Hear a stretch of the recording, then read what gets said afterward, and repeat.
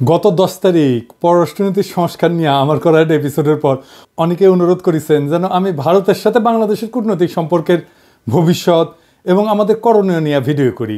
আপনারা জানেন আমার গুরু খলিল ভাই, উনিও আমাকে ইমেলে তার যে মতামত জানাইছেন সেইখানেও তিনি বলছিলেন যে ভারতের সাথে কূটনৈতিক সম্পর্ক নিয়ে আমি সেইখানে কথা বলি নাই আগের এপিসোডে। ভারতের কূটনীতি বোঝা কোনো জটিল বিষয় না, কিন্তু আমার বুবু কাটাল রানী হাসিনা এই সহজ বিষয়টাকে আমাদের কাছে জটিল করে তোলার চেষ্টা করেছেন। অবশ্যই এটা ভারতেরই বুদ্ধি। তিনি নাকি ভারতকে যা দিছেন তা তারা সারা জীবন মনে রাখবে, তাই না?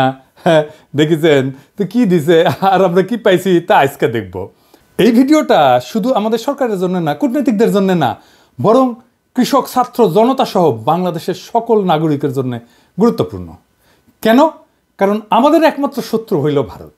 জি না, আমরা একা তাকে শত্রু জ্ঞান করি না, তারাও আমাদের শত্রু বলেই মনে করে। এই শত্রু খেলা তারাই শুরু করেছে, আমরা শুরু করি নাই। এটা আমার অনুমান না, আজকে প্রমাণ করব এবং সবাইরে জানাবো প্রমাণ সহকারে। না হইলে বিপ্লবকে ব্যর্থ করার যেসব চেষ্টা ভারত করবে তা মোকাবেলা করা আমাদের দিয়ে সম্ভব হবে না। গত 16 বছর হাসিনা যেভাবে আমাদের সরকারের সব দপ্তরে ভারতের স্থানীয় দালালদের ঢুকাইতেছে, তাতে আমাদের জন্য নতুন করে সব ঢেলে সাজানো ছাড়া কোনো গতি নাই। যাই হোক, অনেক কথা আছে, তাই চলেন প্রথমেই দেখে নিই ভারতের কূটনীতিক দর্শন কি বলে। তারা কিভাবে আমাদের দেশটাকে দেখে, তারা কিভাবে কূটনীতিকে দেখে, কূটনীতি তাদের কাছে কি। ভারতের কূটনীতিতে চাণক্য কৌটিল্যকে তাদের মন্ত্রগুরু বলে মনে করে। এই কৌটিল্য হলো খ্রিস্টপূর্ব 300 শতাব্দীর দিকে ভারতবর্ষের রাজা চন্দ্রগুপ্ত মৌর্যের প্রধানমন্ত্রী। তিনি রাষ্ট্র পরিচালনার উপর একটা বই লিখেছিলেন অর্থশাস্ত্র নামে।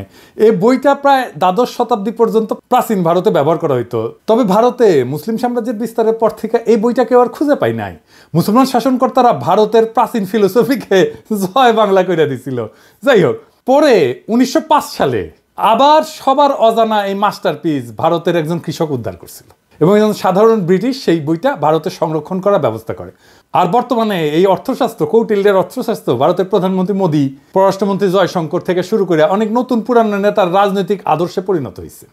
ভারত আবার কৌটিল্য ইকোনমিক কনক্লেভ করার মাধ্যমে এই দর্শন সবার কাছে খাওয়াইতে চায়, দেখাতে চায় এটা আমাদের অরিজিনাল জিনিস, বুঝছাও। এটা ইন্টারেস্টিং গল্প বলি এই কৌটিল্য প্রসঙ্গে। চন্দ্রগুপ্ত মৌর্যকে কৌটিল্য মানে তার প্রাইম মিনিস্টার সামান্য পরিমাণে খাবারের সাথে একটু একটু করে আর্সেনিক মিশাই দিত, মানে সে বিষ যেটাকে বলে। কেন? উদ্দেশ্য ছিল যে একটু একটু করে বিষ খাওয়াইলে তার শরীরে বিষের বিরুদ্ধে একটা প্রতিরোধ ক্ষমতা গড়ে উঠবে, যাতে শত্রুরা তাকে বিষ প্রয়োগে হত্যা করতে না পারে। এটা কিন্তু খুব সাইন্টিফিক, কারণ আধুনিক চিকিৎসা বিজ্ঞানও মিথ্রিডাটিজম বলে একটা শব্দ আছে। এর মাধ্যমে অল্প অল্প মাত্রা বিষ গ্রহণ কইরা বিষের প্রতি প্রতিরোধ ক্ষমতা গড়ে তোলা সম্ভব। ঠিক যেভাবে অ্যান্টিবায়োটিক রেজিস্ট্যান্স হয় না ব্যাকটেরিয়ার, জীবাণুর, ওই রকম আর কি উঙ্কা। তো কথিত আছে যে একবার চন্দ্রগুপ্ত মৌর্যের রানী দুর্ঘটনাক্রমে ওই খাবারটা একটু খেয়ে ফেলে, আর্সেনিকযুক্ত খাবার। রানী তখন সন্তান সম্ভবা ছিলেন, তো বিষের প্রভাব থেকে তার অনাগত সন্তানকে বাঁচানোর জন্য রানীর পেট চিরা কৌটিল্য শিশুকে বাইর করছিল। এটাই হইতেছে ইতিহাসের প্রথম সিজারিয়ান সেকশন, বুঝাও। এই ছেলের নাম হইতেছে বিন্দুসার। বিম্বিসার না আবার কলে বিন্দুসার। বিন্দুসারের ছেলে হইতেছে সম্রাট অশোক। বুঝা গেছে? জীবনানন্দের বর্ণনাটা সেন যখন পড়ি না, উটি লেখা আছে না, বিম্বিসার অশোকের ধূসর জগতে সেখানে ছিলাম আমি। এই বিম্বিসার অশোক বইলা একটা ধাঁধা লাগাই দেন কিন্তু জীবনানন্দ। বিন্দুসার অশোক হইলে পিতা পুত্র হইতো, তাই না? এটা না কইরা একটা টুইস্ট দিছে বিম্বিসার কইয়া। এখানে এসে মনে হয় আসলে কি ঠিক পড়তেছি না ভুল পড়িচ্ছি না, তো সেই সময়টা ধূসর হয়ে যাওয়ার জন্য এরকম হয়েছে নাকি? বুঝাও কি সুন্দর, এটা কাব্যিক একটা মোহের মধ্যে ফেলা দেয়, বুঝেছেন? জীবনানন্দের এটা কলে মুন্সিয়ানা। তো আমার কাছে ওই যে পাখির নীরের মতো চোখ তুলে নাটোরের বনলতা সেন এই লাইনের চাইতে ওই যে বিম্বিসার অশোকের ধূসর জগতে এই লাইনটা আরো বেশি কাব্যিক বলে মনে হয়। যাই হোক, কাব্যবাদ দিই, হ্যাঁ, আসল আলাপে আসি। কেন কৌটিল্যের অর্থশাস্ত্র সম্পর্কে আমাদের জানা এবং বোঝা জরুরি। ভারত আমাদের শত্রু রাষ্ট্র না বন্ধু রাষ্ট্র? এই প্রশ্ন সবাই করলেও কোনো রাজনৈতিক দল কখনো সরাসরি উত্তর দিতে স্বাচ্ছন্দ্য বোধ করে না, ভয় পায় আর কি। কখন ভারত তাদের গদি নড়ায় দেয়, তাই বলে সবাই যে কবে যে ভারত আমাদের বন্ধু রাষ্ট্র তা কলে না। এটাই আমাদের সমাজে ইনশাল্লাহ বলার মতোই সত্য। হাসিনা বাবুর আমলে তো ভারতকে বন্ধু বলাটা একটা ফ্যাশন ছিল। বাংলাদেশের কোনো জাতীয় অর্জনে ওই ভারতের প্রধানমন্ত্রী রাষ্ট্রপতি থেকে শুরু করে মন্ত্রী মুখ্যমন্ত্রী আগমন খুব কমন ছিল না, সাধারণ ঘটনা ছিল না। কিন্তু হঠাৎ কি হইলো যে ময়ূক পাগলা হইয়া গেল। এই যে দেখেছেন এডিটর সাহেব, এটা দেখান না, ওই তিরিং বিরিং করে লাফায় না, দেখান না। হুক করলে তারেক হেভি ঠাপাইছে, ওই যে গণ অধিকারের তারেক, বুঝাও তারেকের ভিডিওটা দেখা, তারেক কি কইছিল যে জামাতকে আপনার পাশাত কামড় দিছে, দেখান না ওইটা। আরে বাবর কে? বাবর কে? কে? বাবর ভারতের বাপ। হ্যাঁ, বাবর ভারতের বাপ। আর আচ্ছা ঠিক আছে, ঠিক আছে, সমস্যা কি বলেন তো? আমার আমার আমার আমার সমস্যা হচ্ছে জামাতি এবং জেহাদিরা। বন্ধ করতে পারবেন? কেন জামাতিরা আপনার পাশে কামড় দিয়েছে বলেন? বিজেপির নেতারা উল্টা পাল্টা বলা শুরু করলো, এই দেখেন ভিডিও দেখেন। বাংলাদেশের সঙ্গে যুদ্ধ ভারতের কাছে তো কয়েকদিনের ব্যাপার নয়, কয়েক মিনিটেই ফয়সলা হয়ে যাবে। আমরা বড় ভাই হিসেবে চিমটি কাটছে, আঁচড় কাটছে, সহ্য করছি, তো বেড়া আমরা দেবই। বাংলাদেশের সীমান্তে কাঁটাতারের বেড়া বসানোর দরকার হইল, দেখেছেন? আরো কত কি। আসলে বাংলাদেশের সাথে ভারতের কোনো বন্ধুত্ব সম্পর্ক নাই, কখনো ছিল না। তবে ভালো সম্পর্ক আছে তার সেবাদাসী হাসিনা, তার দল আওয়ামী লীগের সাথে। আমাদের পররাষ্ট্র মন্ত্রণালয়ে যারা ভারতে কাজ করেছেন তারা সবাই জানেন যে ভারত আমাদের কতটা নিচু চোখে দেখে। যারা ঘুরতে গেছেন, চিকিৎসা নিতে গেছেন, তারা জানেন যে মুম্বাইতে তো বাংলাদেশের পাসপোর্টধারীদের তারা হোটেলে বুকিং পর্যন্ত দেয় না, দেখেছেন? হাসিনার আমলেও ভারত শুধু আমাদের থেকে সুবিধাই নিছে, কিচ্ছু দেয় নাই।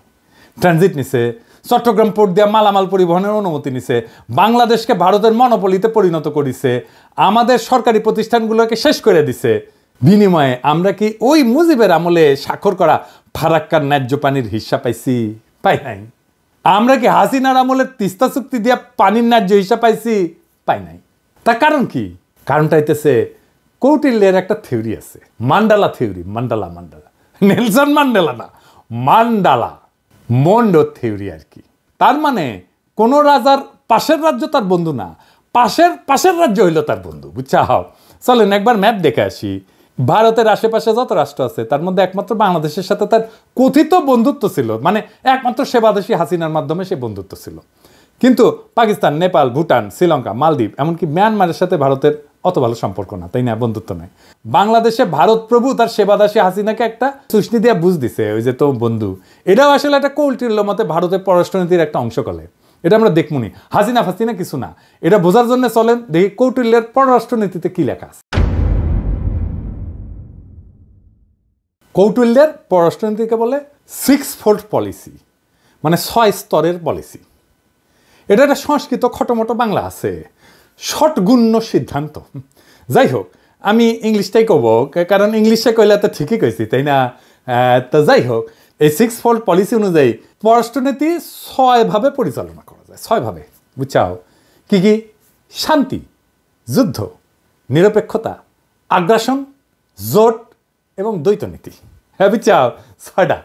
তো প্রথম আলাপ হইতেছে শান্তি নিয়ে, মানে কৌটিল্যের শান্তি নীতি কি কূটনীতিতে। কৌটিল্য কয় যে একজন রাজা তখনই শান্তি স্থাপন করবে যখন সে দেখবে যে শত্রু রাজা তার ক্ষতি করার সামর্থ্য রাখে। তার মানে হলো দৌড়ের উপরে রাখতে পারলে ভারত শান্তির কথা বলবে, বুঝছাও? 2001 সালে রৌমারিতে সীমান্তে আমাদের তৎকালীন বিডিআরের মাইরের কথা মনে আছে না? এডিটর সাহেব মাইর হবে, মাইরের সাউন্ড হবে। কেমনে তাদের বিএসএফকে আমাদের বিডিআর জওয়ানেরা দৌড়ের উপরে রাখিছিল, মনে আছে না? হ্যাঁ, তো তখন ভারতের অনেক সৈন্য মারা গেলেও ভারত কিন্তু আমাদের সাথে শান্তি স্থাপন করেছিল, কারণ তারা বুঝেছিল যে বাংলাদেশ তাদের দৌড়ের উপরে দাবরানির উপরে রাখতে পারে। তাইলে ইন্ডিয়ার সাথে শান্তি স্থাপনের একমাত্র পথ হইতেছে, একমাত্র রাস্তা হইতেছে ওরা দাবরানির উপরে রাখা। আর একটা উদাহরণ দিই, 1962 সালে ইন্দোচীন যুদ্ধে চীনা সেনারা ভারতের সেনাদের নাকানো জমিতে খাইছিল, একটা অংশ দখল করে নিয়েছিল। ভারত তখন দ্রুত নাকে খত দিয়া চীনের সাথে শান্তি স্থাপন করেছিল, কারণ ভারত জানতো যে চীনকে আক্রমণ করলে তাদের খবর আছে, বুঝেছাও? তার মানে ওরে যত দাবরানির উপরে রাখবেন ও শান্তি শান্তি করে আপনার কাছে আসবে। 1 নাম্বার সূত্র কয়া দিলাম। তাই আমাদের সেনাবাহিনীর সাহস নিয়ে লড়াই করার কিছু ডেমো ভারতকে দিয়ে দিতে হবে। আমরা অলরেডি একটা ডেমো দিছি যখন নতুন করে বর্ডারে কাঁটাতার লাগাইতে গেছিল না, কিন্তু এটা তেমন কোনো ডেমো হয় নাই। এটা আরেকটু ভালো করা লাগবে আর কি। আবার ফাজলামি করলে না, রৌমারির কথা মনে করায় দিতে হবে, কলে মাথায় ঢুকায় দিতে হবে যে ভারতকে দৌড়ের উপরে রাখলে তারা শান্তির কথা বলবে। ওর তত্ত্ব দিয়াই ওরে মাইর দিতে হবে। ও কেমনে কূটনীতি চালায়, ওর কূটনীতির মাইন্ডে কি কাজ করে সেটা বুঝা ওর মতো যদি কাজ করেন তাইলে কেস ফতে। এবার আসেন যুদ্ধনীতি। কৌটিল্যের যুদ্ধনীতি কি? কৌটিল্যের মতে একজন রাজা তখনই যুদ্ধের জন্য আক্রমণ করবে যখন দেখবে যে তার অবস্থান শত্রুর চেয়ে শক্তিশালী। কথা সত্য। এই যে 1971 সালের কথাই ধরেন না, পাকিস্তান যখন আমাদের আক্রমণ করলো তখন ভারত আমাদের সাথে এসে সাথে সাথে যুদ্ধ করে নাই। তারা দেখিছে যে আমাদের মুক্তি বাহিনী কতটুকু যুদ্ধ করতে পারে। যখন মুক্তি বাহিনী আমাদের পাইরা ফেলাইছে না পাকিস্তানি বাহিনীদের, যখন দেখেছে যে মূল কাম সাইরা ফেলাইছে, তখন 3রা ডিসেম্বর 71 সালের মুক্তিযুদ্ধের শেষের মাত্র 13 দিন আগে যৌথ কমান্ড গঠন করিয়া মুক্তিযোদ্ধাদের ক্রেডিট নিয়ে বাংলাদেশকে স্বাধীন করিয়া দেওয়ার ক্রেডিট নিয়ে নিছে। বুঝছাও? এটা হইল ভারতের চামবাজ যুদ্ধনীতি। এরা তখনই যুদ্ধ করবে যখন তারা বুঝে যে তাদের জেতার সম্ভাবনা 100%। অনেকেই জানেন যে শেখ মুজিবের বান্ধবী যে ইন্দিরা গান্ধী, সেই সময়ের ভারতের সেনাপ্রধান জেনারেল মানেকশকে জুন মাসে কইছিলেন যে এই যুদ্ধ শুরু করতে, কিন্তু রাজি হন নাই। কারণ তখন বাংলাদেশে বর্ষাকাল এবং তাদের সেনারা বাংলাদেশে বর্ষায় যুদ্ধ করলে পাকিস্তানের কাছে গোয়ারা আসবে। সত্যি কথা, আমার কথা না, মানেকশর কথা। তার মুখে শুনেন দাও কি কইছে, এডিটর সাহেব শুনে দেন। And if I were to go in, I guarantee you 100% defeat. I said to Mrs. Ghani, will you now give me your orders? All right, cabinet would meet again at 4 o'clock. So everybody started walking out, I being the junior one. A smile on my face as I was going out. She said, Chief, stay behind. So I said, Prime Minister, before you open your mouth, shall I send in my resignation on grounds of health, mental or physical? And she said, oh, sit down, Sam, tell me. Everything you told me is the truth. I said, yes, everything I've told you is the truth. I said, it's my job to fight to win, not to lose. And she smiled at me, she said, all right, Sam, you let me know when you are ready. এই যে 13 দিন যুদ্ধ করেছিল, যুদ্ধের পর যে লুটপাট শুরু করেছিল, সেই সময় কিছু বীর সেনা অফিসারের কারণে ঠিক মতো করতে পারে নাই। মেজর জলিলের কথা মনে আছে, সে বাধা দিছিল এবং তারে গুম করে ফেলছিল। ওই সময় যে করতে পারে নাই লুটপাটটা, এটা গত 53 বছর ধরে পোষায় নিছে ইন্ডিয়া। তাই আমাদের সশস্ত্র বাহিনীকে মনে রাখতে হবে যেন ভারত কখনো এমন সুযোগ আছে বলে ভুলও না করে। প্রফেসর ইউনূসের সেনাবাহিনীর শীতকালীন মহড়ায় যাওয়ার ব্যাপারটা অনেকটা সেই রকম। আমি খুবই পছন্দ করেছি এটা। অনেকে না বুঝলেও আমাদের সবার শ্রদ্ধেয় প্রফেসর ইউনূস স্যার বুঝতে পারিছেন যে এই মহড়ার কত গুরুত্ব। এইসব মহড়া ঘন ঘন করতে হবে, বুঝছাও? শুধু শীত না, বর্ষাতেও করতে হবে। যে শীত বর্ষা কিছুই যে ভারতের কোনো কাজে আসবে না, ওটা বুঝা দেওয়া লাগবে, বুঝছাও? ভারতের মনে যেন ভয় অটুট থাকে, তারা যেন কোনোভাবে বাংলাদেশকে আক্রমণের খায়েশ করতে না পারে। এখন কৌটিল্যের মতে ভারত এই যে যুদ্ধ নীতি, এটা কেমনে করবে? এটা 3 ভাবে করবে, 3 প্রকারে করবে। কিভাবে? এটা হইতেছে সরাসরি যুদ্ধ, এটা হইতেছে গোপন যুদ্ধ, কিছু কথা থাক না গোপন, আর এটা হইতেছে অঘোষিত যুদ্ধ, মানে ঘোষণা না দিয়া যুদ্ধ, বুঝছাও? ভারত আমাদের সাথে সরাসরি যুদ্ধে যাবি না, ওই সাহসী নাই। ওই যে বুঝিছে না, এখানকার পোলা পাইন এবং বন্দুকের সামনে বুক পাইতা দেয়, তারপরে নড়ে না। তো এর সাথে যুদ্ধ করা যায়। তারা কি যুদ্ধ করবে? গোপন এবং অঘোষিত যুদ্ধ তারা সবসময় করে আসতেছে এবং এটা করে আসবে। চলেন দেখি সেটা কিভাবে করবে। গোপন যুদ্ধ হইল সেটা সেই পন্থা যেটা দ্বারা ভারত আমাদের একদিকে আক্রমণের আশঙ্কা তৈরি করবে আর আমাদের সেনাদের সেই দিকে ব্যস্ত রাখবে, কিন্তু ভারত আমাদের আক্রমণ বা ক্ষতি করবে অন্য দিক থেকে, বুঝছাও? মাথায় ঢুকে নাই, তাই না? ধরেন আমাদের দক্ষিণে তো আরাকান রাজ্য, একটা নতুন রাখাইন দেশ হওয়ার সম্ভাবনা আছে, তাই না? ভারত রাখাইন দেশকে দিয়া বাংলাদেশের নাপ নদী সংলগ্ন বর্ডারে উত্তেজনা তৈরি করবে, আর আমরা যখন ওই দিকে সামলাইতে ব্যস্ত হয়ে যাব তখন উত্তরবঙ্গ বা অন্য কোনো বর্ডার দিয়া সে আক্রমণ করার চেষ্টা করবে। এটা বুঝতে ভারতের ওই হকার সাংবাদিক ময়ূক রঞ্জনের একটা ভিডিও দেখি, চলেন। সে কইতেছে যে বাংলাদেশের চিকেন নেক নিয়ে নিলে ভারত ফেনী দখল করিয়া চট্টগ্রামকে আলাদা করে দিবে। শুনেন। এটিকে বলা হয় বাংলাদেশের চিকেন স্নেক। বাংলাদেশের এই চিকেন স্নেক অবরুদ্ধ করতে ভারতের সময় লাগবে 5 মিনিট। বাংলাদেশের চিকেন স্নেক এটা যদি কাট অফ করে দেওয়া হয় তাহলে গোটা বাংলাদেশের ভূখণ্ডের সাথে চট্টগ্রামের কোনো সম্পর্ক থাকবে না। এই ফেনীটা যদি কোনোভাবে কাট অফ হয়ে যায় বা দখল হয়ে যায় বা অবরুদ্ধ হয়ে যায়, গোটা বাংলাদেশের এত বড়, এত জেলা সহ যে বাংলাদেশ, সেই বাংলাদেশ থেকে কাট অফ হয়ে যাবে চট্টগ্রাম। এবার এটা মৌলবাদীদের কি করে লোকে বোঝাবে? অর্থাৎ ভারত আমাদের চট্টগ্রামের ভয় দেখাইতেছে, যেন আমরা এদিক নিয়ে ব্যস্ত হইয়া যাই আর ভারত আমাদের অন্যদিকে মেরা দেয়, বুঝাও। কিন্তু সেই প্ল্যান তো আজকে ফাঁস করে দিলাম, তাই না? এবার চলেন অঘোষিত যুদ্ধ কেমনে ভারত করবে। এটা আসলে ভারতের সবচেয়ে পছন্দের যুদ্ধ, বুঝছাও। এই যুদ্ধে তারা তাদের সরকারি এজেন্ট, ধর্মীয় এজেন্টদের ব্যবহার করবে। তারা এই কাজ শুরুই করে দিছে। সরকারি চাকরিতে ভারতের দালালদের দিয়া অস্থিরতা তৈরি করেছে, ক্যাডারে ক্যাডারে দ্বন্দ্ব করেছে। এইটা প্রফেসর ইউনূসের সরকারকে কাজ করতে না দেওয়ার একটা কুবুদ্ধি। তাই আমি আগেও বলছি, এখনো বলি, ক্যাডারে ক্যাডারে দ্বন্দ্বের সমাধান করা জরুরি। এই ক্ষেত্রে কোনো কথা শোনা যাবে না, কঠোর হইতে হবে। যারা এই দ্বন্দ্ব ধৈর্য রাখতে চায় ওরা ভারতের দালাল। সবার অধিকার এবং প্রাপ্যতায় সাম্য দরকার। তারপর যদি আমলারা যদি কাজ ঠিক মতো না করে তাহলে পাছায় লাথি দিয়ে চাকরি থেকে বের করে দেন। আমি গত ভিডিওতে তো পররাষ্ট্র অফিসারদের সুযোগ সুবিধার কথা কইছিলাম, তাই না? প্রশাসন ক্যাডার মনে হয় আমার উপর মাইন্ড করেছে যে দাদা তো ওদের কথা কইলে আমাদের কথা কিছুই কয় নাই। হ্যাঁ, এবার বুঝেন কেন বলছি। যতদিন ক্যাডার ক্যাডার দ্বন্দ্ব থাকবে ততদিন আমাদের সার্বভৌমত্ব ভারতের আগ্রাসী নীতির হাতে পরাজিত হওয়ার সম্ভাবনা থাকবে। এটা তো আমরা হতে দেব না, তাই না? তবে সুযোগ সুবিধা পাওয়ার পর আমার কূটনীতিক সহ 25 ক্যাডারের ভাই বোনেরা যদি কাজ না করেন আর ভারতের চামচামি না ছাড়েন তাইলে আপনাদের কলে খবর আছে, কইয়া দিলাম, বুঝছেন? আমি যখন ধরি না তখন কিন্তু কচ্ছপের কামড় দিয়া ধরি। আর একটা উদাহরণ দিই, ওই যে চিন্ময় প্রভুপাদের কথা মনে আছে না? ওরে দিয়া ভারত সুন্দর একটা গেম সাজাইছিল কলে, যেন হিন্দুরা এই সরকারের বিপক্ষে কাজ করে। সাথে ভারতের কিছু বেতনভোগ বাংলাদেশি দালালও ছিল, ওই যে প্রথম আলো, তার দিল্লি স্টার, এটা আছেই। কিন্তু স্যার সেই ওগেরে আসার মেরে দিচ্ছে ভালো করে। একইভাবে দিল্লির সাতপন্থীদের দিয়া ধর্মপ্রাণ মুসলমান তাবলিগের সদস্যের মধ্যে মারামারি সৃষ্টি করছেন, সেটাও আমরা সামলাইছি কলে। এইরকম আরও আসবে, কিন্তু এখন আর লাভ হবে না, কারণ সবাই বুঝে গেছে যে ভারত কিভাবে এই কাজটা করে বা করবে। এইটা ভারতের অনেক প্রিয় মেথড, কিন্তু প্রিয় পদ্ধতি। ভারত আগেও তাই করেছে। 1975 সালে শেখ মুজিব জয় বাংলা করে দেওয়ার পরে ভারত আমাদের পার্বত্য চট্টগ্রাম এলাকায় শান্তি বাহিনীকে ফান্ড করেছিল, ট্রেনিং দিছে, তারপরে অশান্তি সৃষ্টি করেছে।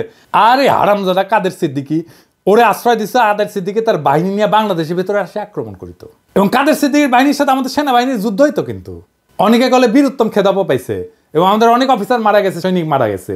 আর এই হারামজাদা রাজনীতি করিচ্ছে, ওর তো এখন জেলে থাকা উচিত। আবার দেখেন, ওই যে শেখ মুজিব জয় বাংলা হওয়ার পরে যে শান্তি বাহিনীকে ফান্ড করেছিল না ইন্ডিয়া, আবার যখন কাটাল রানী 1996-তে ক্ষমতা এসেছে তখন ইন্ডিয়া আবার ওই সমস্যার সমাধান করে দিছে 1997 সালে, যেন আওয়ামী লীগ বাহবা পায় আর বাংলাদেশ তাদের হুকুমের দাসী হাসিনা দ্বারা পরিচালিত হয়।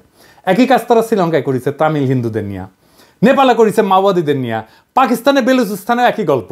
বাংলাদেশে যেন তারা এই কাজ করতে না পারে সেই দিকে লক্ষ্য রাখতে হবে।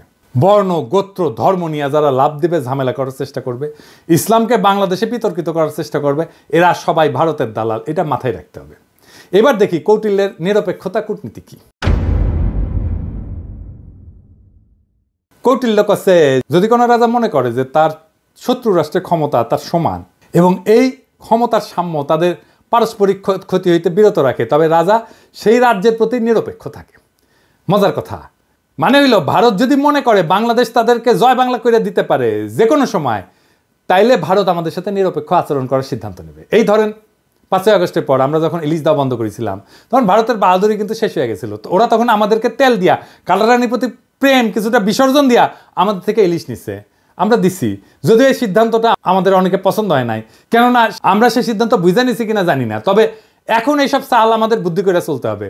ভারতকে বুঝাই দিতে হবে যে 1971 সালে আমাদের সহায়তা করার প্রতিদান অনেক গুণে আমরা দিছি। এখন আমরা আমাদের ন্যায্য পাওনা আদায় না করে আপনাদের কিছু দিব না। আর একটা উদাহরণ দিই, 2008 সালে যখন মুম্বাইতে আক্রমণ হয় না, ওই যে তার দায় কলে ভারত পাকিস্তানকে দিছিল, অনেক হম্বিতম্বি করেছিল, কিন্তু তারা পাকিস্তানে কোনো সামরিক আক্রমণ চালায় নাই। এর কারণ হইল পাকিস্তান একটা নিউক্লিয়ার শক্তি, ওরে আক্রমণ করলে ভারত জয় বাংলা হয়ে যাবে, এটা ভারত বুঝে, তাই তারা হাক ডাক দিয়া চুপ ছিল। বুঝা গেছে ব্যাপারটা? শক্তিতে সমান সমান টক্কর দিতে হবে, টক্কর দেওয়ার ক্ষমতা আমার, টক্কর দেওয়ার ক্ষমতা আছে, এইটা বুঝাই দিতে হবে। এবার আসেন কৌটিল্যের আগ্রাসন নীতি। কৌটিল্যের দর্শন মোতাবেক একজন রাজা যখন নিজের শক্তি বৃদ্ধি করে তখন সে শত্রু রাজ্যকে আক্রমণের প্রস্তুতি নেয়। এটা কিন্তু ভারত খুবই মানে হইল যে এটা ভারতের পছন্দের একটা মেথড, এইভাবে সে মাপে অন্যরে। এই যে ধরেন রৌমারির কথা, 2001 সালে রৌমারিতে ভারতের সেনারা আমাদের জয় বাংলা হওয়ার পরে ভারত কিন্তু চুপ ছিল, কারণ আগেই বলছি এরপর আমাদের বুবু যখন 2008-এ 111-এর নকশা ক্ষমতা আসে, তার কয়েকদিনের মাথায় ভারতের প্রতিশোধ নেয় বিডিআরে হত্যাকাণ্ড কইরা, 57 জন সেনা অফিসারকে হত্যা কইরা। শুধু তাই না, বিডিআরের গৌরবময় ইতিহাস যেন বাংলাদেশে না থাকে, তাই তারা কাঁঠালরানীকে দিয়ে নাম পরিবর্তন কইরা বিজিবি বানায়, পোশাক বদলায়। দেখেন হাসিনার দাসত্ব। আমরা যেহেতু এটা এখন বুঝে গেছি, আমরা আবার বিডিআরকে তার আসল নামে ফেরত নিয়ে যাব। বিডিআর নামে পরিচিত হবে, তাদের আধুনিক অস্ত্র দেব, ফেরায় দেব তাদের গৌরবের ইউনিফর্ম। এই নাম শুনলে আর ইউনিফর্ম দেখলে ভারতের 2001 সালের কথা মনে থাকবে, আর পাতলা পায়খানা হয়ে যাবে। এইটা আমাদের প্রথম কৌশল। দেখেন ভারতের সেনাপ্রধানের বক্তব্য। I am in touch with the chief of Bangladesh during the time of when this changeover took place. I was in constant touch with him, and even thereafter in November 24 we had a video conference also. As far as the military cooperation is concerned, is again going up in the same way. Our officers have moved there for the NDC also. There is no let up on that side. The only thing is, as far as the joint exercise which is carried out, because of the situation as of now, that we have postponed for some time, and as and when the situation improves, that exercise will also go on. When we talk about the relationship we should talk about when there is an elected government. So as of now, the relationship is with the military is well and perfect. 5 আগস্টের পর 5 মাস হয়ে গেল, ভারত তার কোনো মন্ত্রী বা সংস্থা প্রধান কখনো এই ধরনের কথা বলে নাই। আমি আমার আগের ভিডিওতে বলছিলাম যে ভারতের প্ল্যান মোতাবেক সব চলতেছে, এবং এই প্ল্যান মোতাবেক চালাইতেছে ভারতের আরেক সেবাদাস ওয়াকার। আমার কথা অনেকেই বিশ্বাস করেন নাই, অনেকেই আমাকে কইছেন ওয়াকার একটা বিপ্লবের শক্তি। এখন দেখেছেন তো, এখন দেখেন ভারতের সেনাপ্রধান বলে তার সাথে নাকি অন্তর্বর্তীকালীন সরকার গঠনের পুরা সময় জেনারেল ওয়াকারের সাথে যোগাযোগ ছিল। অর্থাৎ ওয়াকার সাহেব যখন রাজনৈতিক নেতাদের নিয়ে অন্তর্বর্তীকালীন সরকার গঠনের চেষ্টা করতেছিলেন, তখন তিনি নিয়মিত ভারতের সেনাপ্রধানের সাথে যোগাযোগ রাখতেছিলেন। রাষ্ট্রদ্রোহী কাজ করছেন তিনি। ওয়াকার সাহেব হয় আপনি বিপ্লবের স্পিরিট ধরতে পারেন নাই এবং হাসিনার আমলের অভ্যাস 2 দিনে ছাড়তে পারেন নাই, অথবা আপনাকে ভারতের সেনাপ্রধান ফাঁসাইয়া দিছে যাতে বাংলাদেশের সেনাবাহিনীর সর্বোচ্চ নেতৃত্ব বিপ্লবের বিপক্ষে কাজ করতেছে এটা জনমনে ছড়ায় দেওয়া যায়। এইটা বাংলাদেশকে এবং বাংলাদেশের মানুষের মনোবল ধ্বংস করার চেষ্টা। এভাবেই গত 5 মাস ভারত নিজেদের কৌশল ঠিক করেছে এবং বাংলাদেশের সকল মানুষকে এটা বোঝানোর চেষ্টা করতেছে যে ভারত এখনো আমাদের প্রভু। এবং এইটা বোঝানোর জন্য তাদের প্রথম টার্গেট আমাদের হাসিনা বাবুর ফুফাতো বোনের জামাই সেনাপ্রধান ওয়াকার সাহেব। আমি অবাক হই যে সমস্ত সেনা সদর বা আন্তঃবাহিনী জনসংযোগ পরিদপ্তর এই নিয়ে কোনো কথা বলেন নাই, আর ভারতের দালাল বাঙ্গু এলিটেরা বৈশাখী নিজেদের দেখতেছে আর নিজেদের হারানো প্রভাব পুনরুদ্ধারের স্বপ্ন দেখতেছে। প্রথম আলো গং এখন এইগুলা নিয়ে পুরা গল্প বানাবে ফায়াজ করিমের মতো। এইসব বাংলাদেশ বিরোধী ভারতীয় এজেন্টদের যেখানে দেখবেন সেখানেই এদেরকে জয় বাংলা কইরা দিতে হবে। এখন দেখেছেন তো জেনারেলদের বাসায় হাসিনার লোক, আওয়ামী লীগের লোকেরা লুকে আছে, দেখেছেন? ফ্ল্যাট মালিক কে? ফ্ল্যাট মালিক হচ্ছে মাহবুব সামদ চৌধুরী, মেজর জেনারেল। জি। উনি এখন বর্তমানে কোথায় আছে? উনি এসএসএফ আছে। এসএসএফ আছে, ডিজি। জি।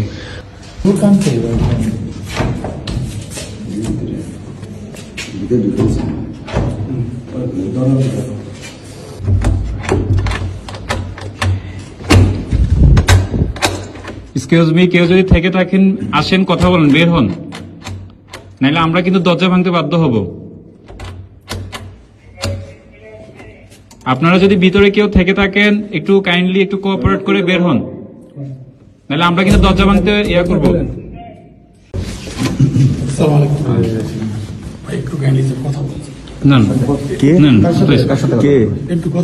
বলেন কে? আমি তো স্যার সামনে আসেন, সামনে আসেন, বলেন। মহিলা বন্ধ করে আপনি প্রশ্ন দিলেন।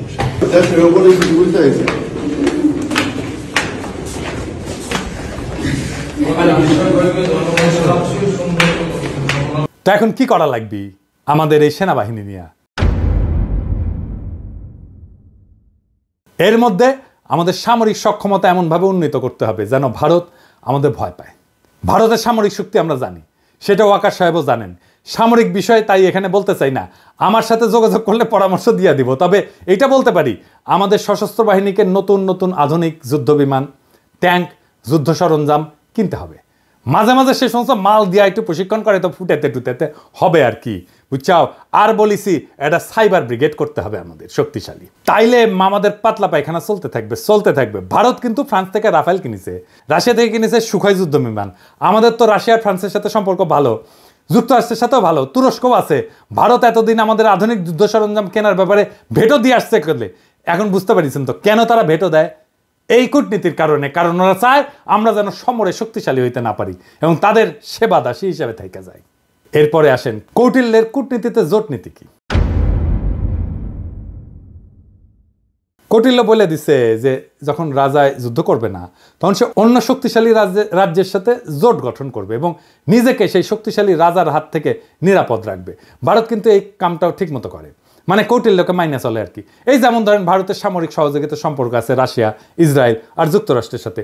এই 3 দেশ চাইলে যে কোনো সময় ভারতকে জয় বাংলা করে দিতে পারে। আবার লক্ষ্য করলে দেখবেন যে এই 3 দেশের সাথে যাদের শত্রুতা, ভারত কিন্তু তাদেরকে শত্রু মনে করে। এই 3 দেশের কমন শত্রু হইল মুসলিম দেশগুলা। ভারত এদের সাথে সন্ধি করার মানে হইল ভারত এদের সাথে মিলা মুসলিম বিরোধী শক্তি গঠন করতে চায়। ভারত এইসব দেশ থেকে সমরাস্ত্র কেনে, এদের সাথে মিলিটারি তথ্য আদান প্রদান করে। আমরা হয়তো ইসরায়েলের সাথে সম্পর্ক করতে না পারলেও বাকি 2 দেশের সাথে পারবো, সেই অবস্থা আমাদের আছে। আবার কাঁঠাল রানী যেইভাবে আমেরিকার সাথে সম্পর্ক খারাপ করেছিল, তাতে এটা পরিষ্কার যে হাসিনা ভারতের নীল নকশা বাস্তবায়ন করেছে যেন বাংলাদেশের সাথে আমেরিকার সম্পর্ক ভালো না থাকে। আমরা এদের সাথে সম্পর্কের পাশাপাশি চীন, পাকিস্তান, সৌদি আরব, ইরান, তুরস্কের সাথে সামরিক সম্পর্ক তৈরি করব। এরা কেউ ভারতের সাথে সন্ধি করবে না, কিন্তু আমাদেরকে এরা ভালোবাসে, ঠিক কিনা বলেন? আমাদের সাথে সন্ধি করবে। এই সন্ধিগুলা হইলে তখন দেখবেন যে জয়শঙ্কর বাবাজি আর অজিত দোভাল কিভাবে দৌড়ের উপরে থাকে। আমাদের সামরিক কেনাকাটাগুলা আমরা এইসব দেশ থেকে করব। আর আমেরিকা, রাশিয়াকে সাথে নিতে হবে। এরা কিন্তু হিসাবি দেশ, এদের থেকে সমরাস্ত্র না কিনলে এরা আপনাকে কোনো সাপোর্ট দিবে না। ভারতে রাফায়েল আছে, আমরা F-16 কিনতে পারি। আবার ফ্রান্সের রাফায়েল অথবা রাশিয়ার সুখয় কিংবা চীনের চেংদু J-10 চার্লি কিনতে পারি, তাই না? তবে ফ্রান্সের রাফায়েল কিনলে আমি এনে খুশি হমনি, তাই না?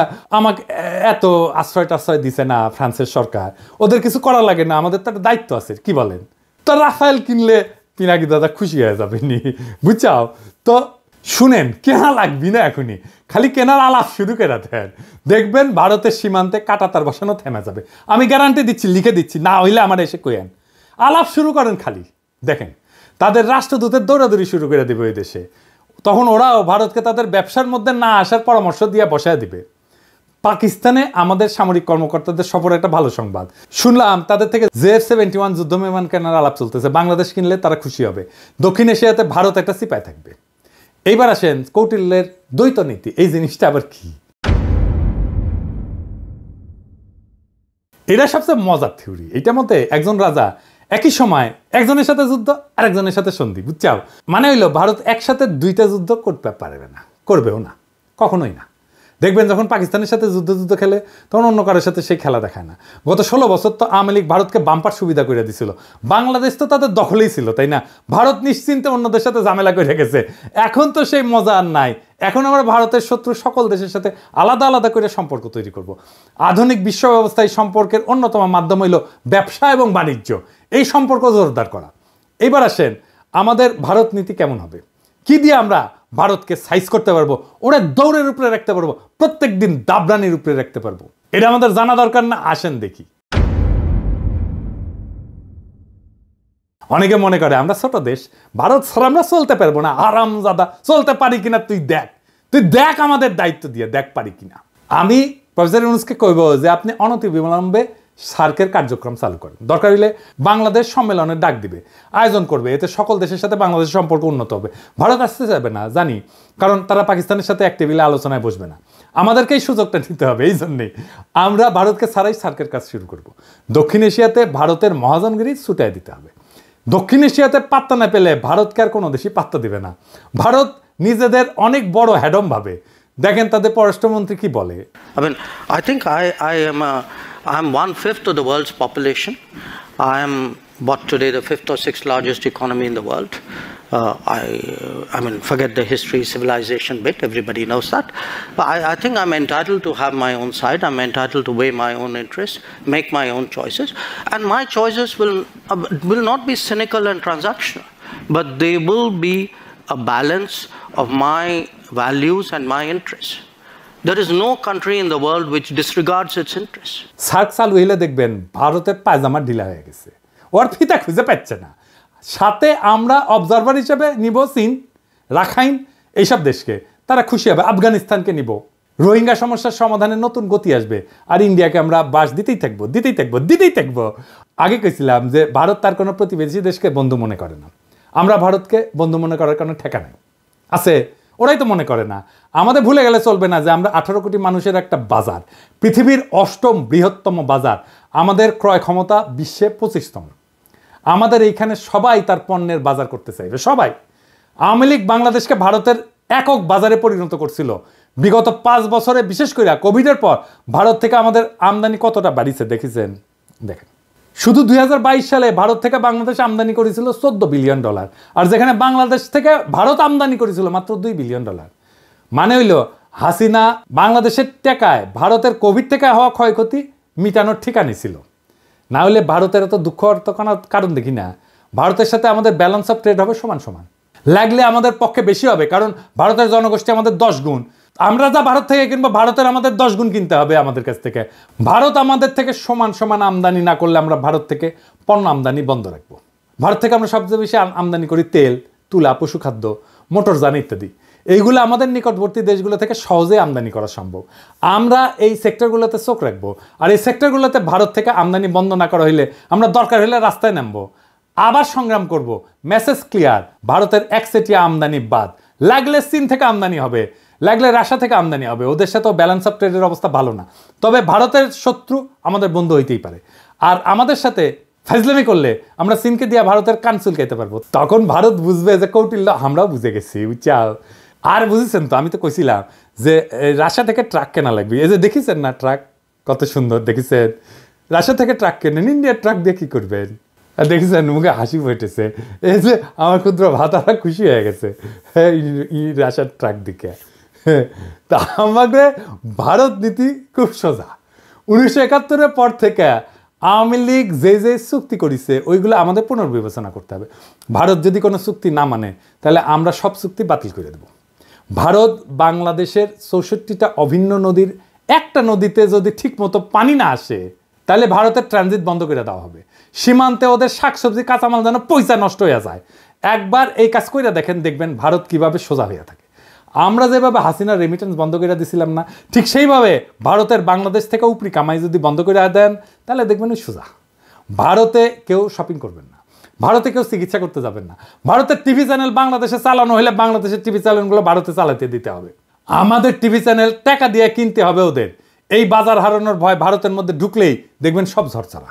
সেদিন দেখলাম বাংলাদেশ সরকার ভারত থেকে 1137 কোটি টাকার ডিজেল কিনবে বলে সিদ্ধান্ত নিচ্ছে। কি আর করবো, কি আর বলবো, বুঝতে পারছি না। জুলাই বিপ্লবের পরে আমাদের প্রায় 2000 ছাত্রছাত্রী প্রাণ হারাইলো ভারতের সেবাদাসী হাসিনার পুলিশের গুলিতে। এখন আমাদের ডিজেল কেনার জন্য আর ভারত ছাড়া কারোর চোখে পড়ে না। তো এই জ্বালানি উপদেষ্টার সাথে আমার অনেক বন্ধু বান্ধব ওনারা সম্মান টন্মান করে, সেজন্য কিছু কইছিলাম না এতদিন। কিন্তু বুঝেন জ্বালানি উপদেষ্টা সাহেব, কামটা আপনি খুব খারাপ করেছেন। আপনারা ওয়ার্নিং দিলাম, ডিজেল কেনার জায়গা পান না আপনি। হ্যাঁ, আরও তো 6টা দেশ থেকে তো ডিজেল তেল কিনতেছেন। এই যে দেখেন তো ওই 6 দেশ থেকে ডিজেল কেনা যেত না কেন? ভারত থেকে তেল কেনার দরকার পড়লো, কুরকুরানিটা কই? জ্বালানি উপদেষ্টা সাহেব, আপনাকে জাতির সামনে এই প্রশ্নের উত্তর দিতে হবে।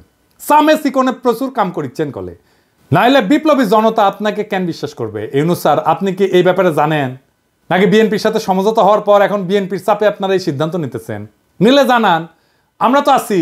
যেই দল গত 10 বছরে মুরগির ক্ষোভ থেকে বাইরে হতে পারে নাই, সেই দল এখন নিজেদের জুলাই আন্দোলনের মাস্টার মাইন্ড বলে। আবার ক্ষমতা আসার জন্য ভারতের সাথে আতাত করে, যেন ভারতের প্রভুত্ব বাংলাদেশে টিকে থাকে। এমনিতে আপনাদের জনসমর্থন কেমন এটা তো বুঝতে পারছেন। মানে ওই দলকে কইতেছি যে আসতে চায় ক্ষমতায়, তারপরে যদি ভারতের দাস হিসেবে পরিচিত পান তাহলে ক্ষমতা আসলেও সে ক্ষমতা ধরে রাখতে পারবেন না। হাসিনারে নামাইতে যদি 36 দিন লাগে, আপনারা 36 ঘন্টায় নামায় দেওয়া যাবে। খুব সাবধান, এটা ইন্টারনেটের যুগ, উন্নত প্রযুক্তির দুনিয়ায় কিন্তু সরকার চালানোর অভিজ্ঞতা আপনাদের নাই। আমরা জানি কিভাবে কি করতে হয়, আপনাদের চেয়ে আমরা অনেক ধাপ আগে। আমাদের সাথে পরামর্শ করেন, নইলে কি করতে গিয়া কি খায়া ফিরে আসবেন তা কিন্তু বুঝবার পারবেন না। ভারতে আমাদের সব কাজ স্লো করে দিতে হবে, দূতাবাসে আমাদের লোকের সংখ্যা কমায় দিতে হবে, পররাষ্ট্র উপদেষ্টা এই জিনিসটা ভালো করে খেয়াল রাখবেন, ওই লোক দিয়ে আমাদের আসন্ন বন্ধু দেশের মিশনগুলোকে শক্তিশালী করেন। ভারত আমাদেরকে ভিসা না দিলে আমরা ভিসা দিব না, আমাদের দূতাবাসে আক্রমণ করলে আমরা ওদের শান্তিতে থাকতে দেবো না। ইউনুস স্যার তো ভদ্র মানুষ, আপনি না পারলে আমাদেরকে বলবেন, আমার ক্ষুদ্র ভ্রাতা এবং ভগিনীরা ভারতের পাশে আগুন ধরায় দিবে, লাগলে জায়গা মতো আগুন ধরায় দেব। আমাদের কোনো সরকারি কর্মকর্তা ভারতে প্রশিক্ষণে যাবে না। কেন যাবে না জানেন? আসেন বলি। কারণ এইসব প্রশিক্ষণ দেওয়া এতদিন ভারত আমাদের সব অফিসারদের প্রোফাইল বানিয়েছে, বুঝছেন? তাদের কার কি পছন্দ অপছন্দ, কারে পয়সা দিলে হবে, কারে মেয়ে ধরাই দিতে হবে, তা সব জানে এবং এই কাজ করেছেও। কিন্তু এই যে সানিউল কাদের দেখেছেন না, ধরা খেয়েছিল, তারা ইউএনএদেরকে ডিসিদেরকে নিয়ে গেছে দেরাদুনে, কূটনীতিকদেরকে পড়াইছে দিল্লিতে। তাই আমাদের সরকারি অফিসারদের বিশেষ করে যারা ভারতে প্রশিক্ষণ নিছে তাদের শুদ্ধি পরীক্ষা নিতে হবে, এবং এরা সব কয়টা বিক্রি হয়ে গেছে। আমাদের অফিসাররা ভারতে প্রশিক্ষণে গেলে তাদের অফিসারদেরকেও আসতে হবে এখানে। এটা অবশ্য ফরেন সার্ভিস একাডেমি করে, তবে এটা আরও বেশি করা দরকার। ভারতের অফিসারদের প্রোফাইল তৈরি করতে হবে, এবং এর একই সাথে আমাদের চরিত্র ঢিলা অফিসারগুলো আছে না, ওদের আপাতত কাজ করা বা পদায়ন থেকে বিরত রাখতে হবে। নইলে তারপর 2 পেগ মেরে আবার হোয়াটসঅ্যাপে ফ্যান খুলে দিবে, ভারত সেই সমস্ত ছবি জোগাড় করে তাদের দিয়ে গুপ্তচরগিরি করাইবে, বুঝছো? এটা ওদের একটা পলিসি করে। এখন আপনারা যেহেতু ভদ্রলোক, সেই জন্যে সুশীল, সেই জন্যে আপনারা ওদেরকে দূরে রাখেন যাদের চরিত্র ঢিলা। আমি যদি ফরেন মিনিস্টার হইলামিনি, তাইলে ওই হানি ট্র্যাপ ফেলা ইন্ডিয়ার মায়াগরে তাদের ডাবল প্রমোশন দিলামিনি। ইন্ডিয়া হানি ট্র্যাপে ফেলানো ছাড়া আর কিছু পারে না। তাই তাদের এই হানি ট্র্যাপ আইডিয়া জয় বাংলা করে দিতে হবে। যখন কইতে পারবেন পারলে আরও পাঠা, তোর দেশে মায়েরা আমার কাছে আসে কেন, তুই পারিস না তো আমি তোরে সাহায্য করতেছি, আরও পেটে দিস বান্দা হাজি, সেই দিন তাদের এই অস্ত্র আর কাজ করবে না। তাদের দর্শন, তাদের ফিলোসফি তাদের বিরুদ্ধে প্রয়োগ করা লাগবে। তখন কইবেন যে পিনাকি যা কইছিল তার কতটা সত্যি, যদিও পিনাকি বাংলাত কছে, বগুড়ার ভাষাত কছে, তাও কলে এটা সত্য কইছে। তাই ভারতে আমাদের সকল সরকারি কর্মকর্তার ট্রেনিং বন্ধ, একেবারে ফুল স্টপ। এবার আসেন শেষ কথা। পররাষ্ট্রনীতিতে শেষ কথা বললে কিছু নাই। এক দেশ নিয়ে পলিসি করাটাও বিপজ্জনক। এক দেশের সাথে সম্পর্ক স্থাপন করা শুধু সেই 2 দেশের ব্যাপার না, অনেক বিষয় মাথায় রাখতে হয়। তবে ভারত যেহেতু স্পেশালভাবে আমাদের গত 53 বছর লুট করে গেছে, তাই আমাদের এখন সময় আসছে ভারতকে নিয়ে ভাবার, নতুন কইরা পলিসি তৈরি করার। কৌটিল্য ভারতের আইডিওলজিক্যাল গুরু কলে, তবে এমন গুরু ওদের অনেক আছে, কিন্তু কৌটিল্যের ব্যাপারটা একটু আলাদা। তাই ইউনুস স্যারকে আমি বলবো, আপনাদের সব সরকারি কর্মকর্তাদের কৌটিল্য পড়ান, বই পড়তে বলেন, পরীক্ষা নেন।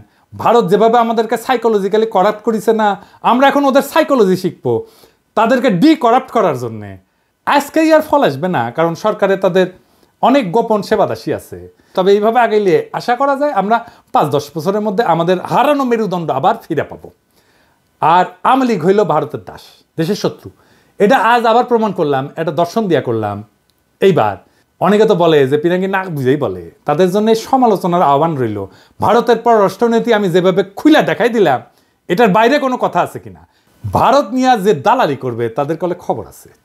আপনারা সরকারি পদ্ধতি সামলান, আর আমি তাদের স্থায়ী সেবাদাসী প্রথম আলো আর ডেইলি স্টার দেখতেছি।